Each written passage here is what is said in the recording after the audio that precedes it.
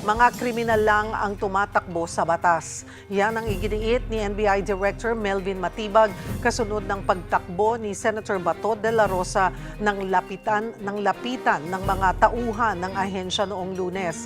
Ayon kay Matibag, maging siya ay hindi inaasahang kakaripas ng takbo ang senador. Itinanggi niyang sinaktan ng mga ahente nila si de la Rosa. Ang senador pa raw ang tumulak sa dalawang babaeng ahente na maghahain sana sa kanya ng arrest warrant.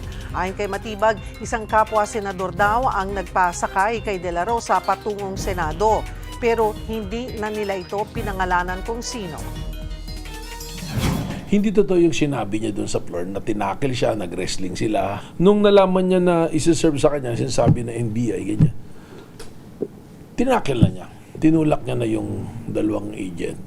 Kaya siya nakatakbo. Isa senator, isa elected senator, former chief, PNP chief, isa general. Yung mga tumatakbo, yung may background ng criminality, hindi ba yung mga tumatakbo sa batas.